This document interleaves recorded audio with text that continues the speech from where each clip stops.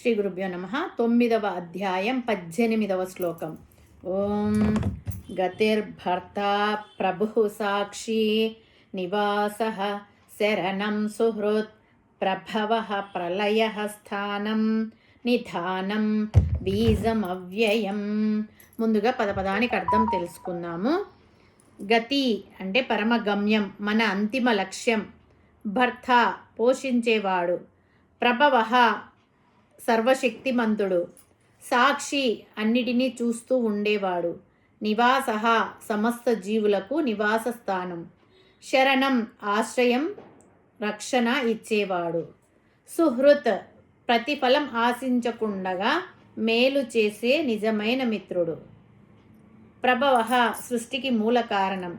ప్రళయః లయం కావడం. స్థానం నిలిచే ఆధారం. నిదానం సమస్తం దాచపడే నిలయం. బీజం సృష్టికి విత్తనం. అవ్యయం నశించనిది, శాశ్వతమైనది. తాత్పర్యం ఏమిటంటే, ఈ శ్లోకంలో శ్రీకృష్ణ పరమాత్మ తన విశ్వరూపాన్ని మరింత స్పష్టంగా వివరిస్తున్నాడు. నేను ప్రతి జీవికి చివరి గమ్యం.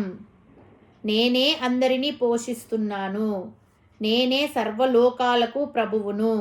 మీరు చేసే ప్రతి ఆలోచన, ప్రతి పని నాకు తెలుసు. ఎందుకంటే నేనే సాక్షిని. ప్రపంచమంతా నాలోనే నివసిస్తుంది. కష్టకాలంలో ఆశ్రయం నేనే. నిజమైన మిత్రుడిని కూడా నేనే. ఈ జగత్తంతా నా నుంచే ఉద్భవించింది. చివరకు నాలోనే లయమవుతుంది. సృష్టికి శాశ్వతమైన బీజం కూడా నేనే. అంటే భగవంతుడు సృష్టికి ఆది మధ్య అంతం అని ఈ శ్లోకం తెలుపుతుంది మనకు. చాలా అద్భుతమైన పదాలన్నీ ఈ శ్లోకంలో ఉన్నాయి. భగవంతుని నిజమైన తత్వాన్ని ఈ శ్లోకంలో గమనించవచ్చు. మనము ఏ మార్గంలో నడవాలో, శాశ్వతమైన పరమగతిని ఎలా పొందాలో తెలిపేవాడు పరమాత్మ. ఆత్మజ్ఞానం కలగడమే అందరికీ పరమగతి.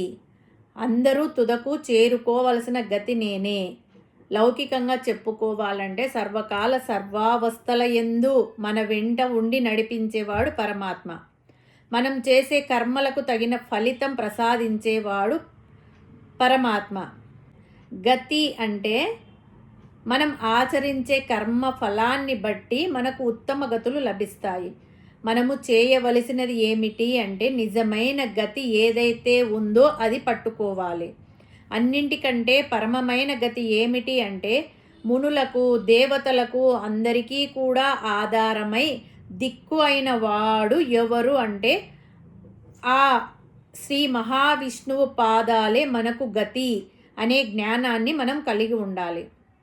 తర్వాత భర్త అంటే పోషించేవాడు, భరించేవాడు. లౌకిక విషయంలో భర్త అంటే భార్యను పోషించేవాడు. ఇక్కడ సమస్త జీవులను పోషించేవాడు పరమాత్మ. సాధారణమైన మనుష్యులకే సమస్యలు ఉంటే లోకాలను పోషించేవాడు స్వామి.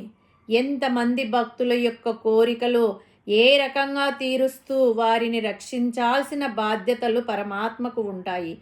విశ్వాన్నే పోషించే స్వామి తన దగ్గర ఉన్న లక్ష్మిని, ఆయుధాలను, సమస్తాన్ని తన భక్తుల కోసమే వినియోగిస్తాడు తప్ప తనకంటూ ఏమీ ఉంచుకోడు. ఎప్పుడు ఎవరు ఏది అడిగితే అది ఇవ్వడానికి సిద్ధంగా ఉంటాడు. కాబట్టి ఇంకా ఆయన కన్నా మనకు ఎవరు దిక్కు? కాబట్టి నిజంగా భరించేవాడు పరమాత్మే.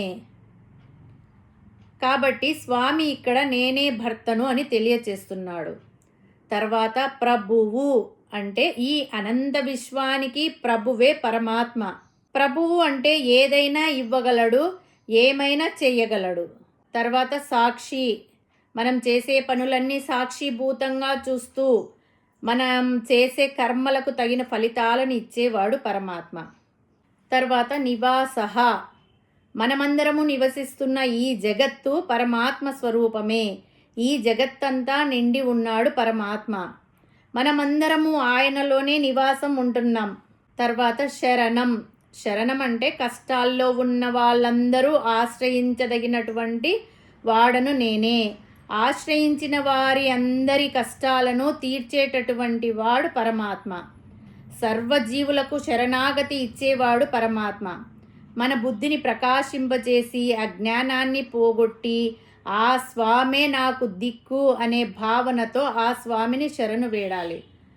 ఆయనను శరణాగతి పొందితే మన అన్ని కష్టాలు సమస్యలు తీరుతాయి, చక్కని పరిష్కారం లభిస్తుంది, అన్ని కష్టాల నుంచి గట్టెక్కవచ్చు. శరణం అనేదానికి ఉదాహరణ ద్రౌపది వస్తుంది.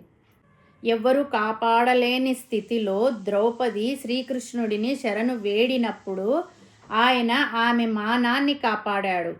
తర్వాతి పదం సుహృత్. సుహృత్ అంటే స్నేహితుడి కంటే గొప్పవాడు. స్నేహితుడు తన తోటి స్నేహితులకు మాత్రమే సాయం చేస్తాడు.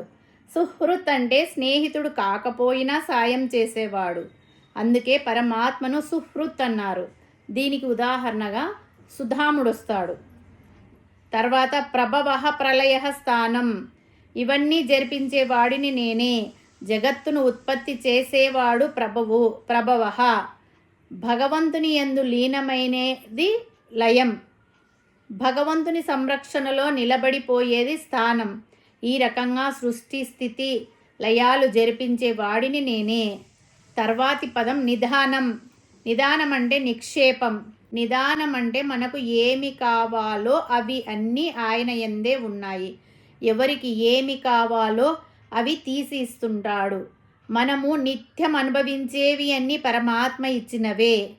తర్వాతి పదం బీజం అవ్యయం అంటే ఎప్పటికీ నశించని అంకురం.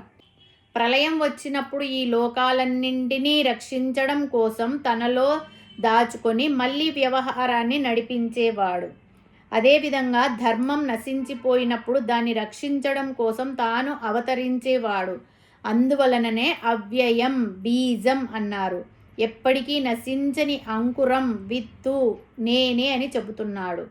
దీనికి ఉదాహరణగా చెట్టు బీజ రూపంలో నిక్షిప్తమై ఉంటుంది. కనపడని బీజ రూపము, కనపడే చెట్టు రూపము అన్నీ ఆ పరమాత్మనే.